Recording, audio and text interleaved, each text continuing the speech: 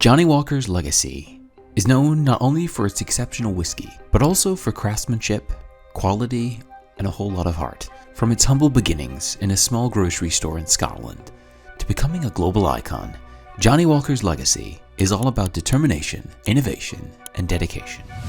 Early life. John Walker, the founder of Johnnie Walker, was born on July 25th, 1805 in the small village of Todriggs, near Kilmarnock, Ayrshire, Scotland. This farm was not far from Glasgow, on the island's west side, and John was the sixth child of Helen Kilgore and Alexander Walker. The family had a long history and was very prominent at the time when many families relied on agriculture for their livelihood. John spent most of his early years working on the farm with his siblings, and since during that time education was limited, he still got basic schooling and learned how to read, write, and a little bit of math. In 1819, John's father died, and the family farm, where little Johnny had spent the first 14 years of his life, was sold. The family used the money to buy a grocery store inside Kilmarnock, where John started working and figuring out this new trade. While working in the apprenticeship of William Wallace, John worked on all sorts of stuff like tea, spices, and alcohol. It was the start of his journey to making his own brand. After completing his apprenticeship, John started working in different roles in the grocery business. He gained more experience and helped him understand how to run a business, interact with customers, and manage inventory. It wasn't long before John took over the management. Experiment with whiskey. Walker's time running the business has exposed him to the world of trade and commerce. It grew his undying passion for entrepreneurship, and he started jotting down some ideas to start his business. From his analysis of the store and his fondness for whiskey, he decided to get into the market of alcoholic beverages. Even though he mainly sold groceries, Walker started gaining fame and recognition for being the go-to person to buy tea, spirits, and other types of alcohol. The kind of alcohol he used to sell was rum, brandy, and gin, but his own private label whiskey gained him recognition in the region. How did that start? Well, he used to experiment with different kinds of whiskeys. He usually mixed different types of malts and grains, trying to find that perfect combo. However, it wasn't easy since some blends tasted awful, but John didn't give up and treated blending more like some art, and people loved his blend, which gave him the upper hand because back then, other shop owners would stock up single malts with inconsistent taste and texture. John got married in 1833 to Elizabeth Purvis and had a son, Alexander. John was doing so great that he became a member of Trade Association and the Freemasons. But then a major flood hit many businesses in 1852, and John was one of its victims. The damage to John wasn't minor either. The flood had taken everything in his stock, and it took almost 2 years for John to build it all back from the ground up. His brand continued to grow until he died in 1857. The journey. John wanted to create a brand that would show authenticity and wanted to somehow establish his brand quality and consistency, so he gave it a name. After John, it was up to Alexander to take his business and grow it even further, and Alexander took this business from a local seller to a globally recognized brand. So when John decided to slap his own name on the bottles, conveying that this right here is quality stuff and we're standing behind it, he didn't only bring authenticity, he also attached his reputation to the brand. Using his name to endorse his brand, the customers would associate the brand with his name, which would build trust and confidence in the quality of the whiskey. This kind of commitment to quality and excellence helped build a strong reputation for the brand. Adding his name to the bottles had some marketing advantages too.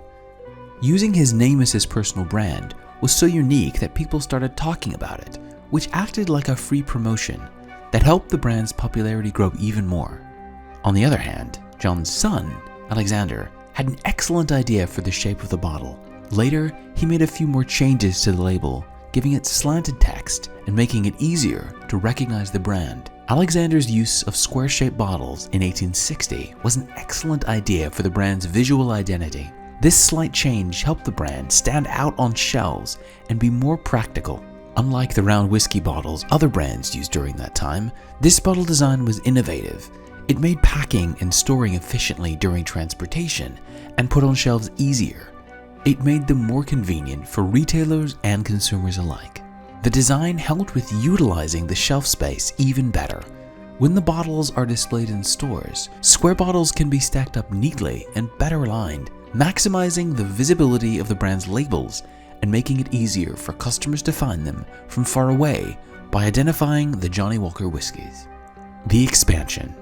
Alexander Walker realized that one of the critical factors that would set Johnnie Walker apart from other whiskeys was the consistent quality and taste experience it offered to customers. He understood that customers wanted to know that every bottle of Johnnie Walker they purchased would deliver the same satisfying and distinctive flavor. So to achieve this, Alexander had quality control measures set up throughout the production process where he would monitor every aspect of whiskey production, from sourcing and blending to bottling and packaging.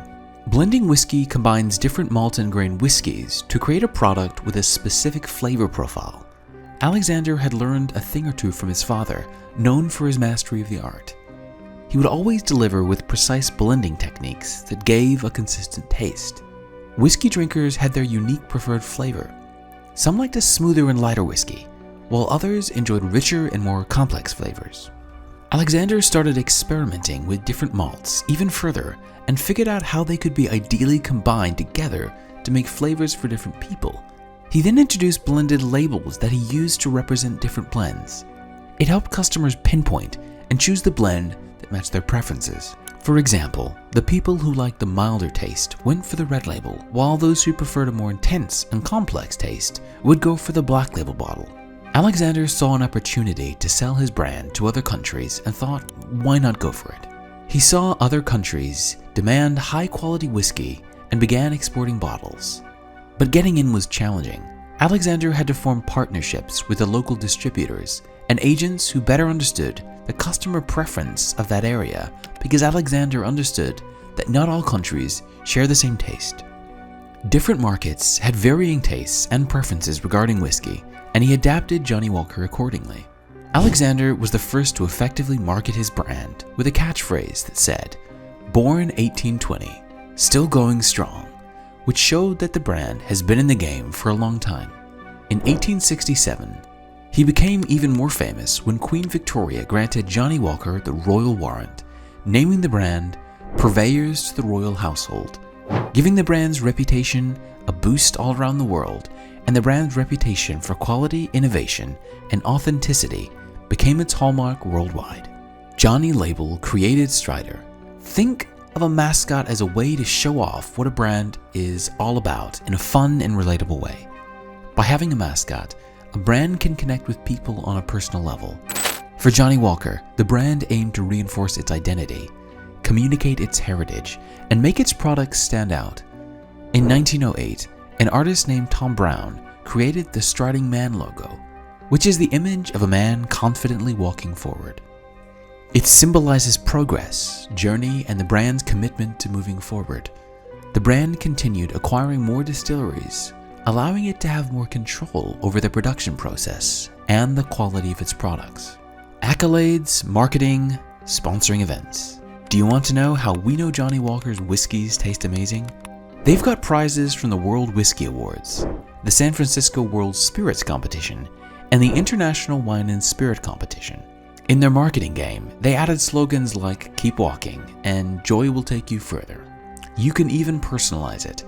Since the brand offers personalized labeling options, customers can personalize their bottles for special occasions, and the brand has been seen in many different events like Formula One racing, golf tournaments, and art cultures. Today's blends. Today, Johnnie Walker has grown, and its brand, other than the original black and red label, has come up with a few more blends. You have the blue label, which is one of the rarest and oldest whiskeys in the world, the platinum label, which is one of the most expensive Scotch whiskies in the Johnnie Walker range, the green label that captures the flavors of the four corners of Scotland, the more intense version of the black label, the double black label, and the Jane Walker that is the limited edition version of black label that features a female version of the Striding Man logo. What do you think about Johnnie Walker? Let us know in the comment section below. If you enjoyed today's video, please give us a thumbs up, Remember to subscribe to our channel and click on the bell icon to be always updated with the most exciting content as soon as it's uploaded. Thanks for watching. See you again soon in another video.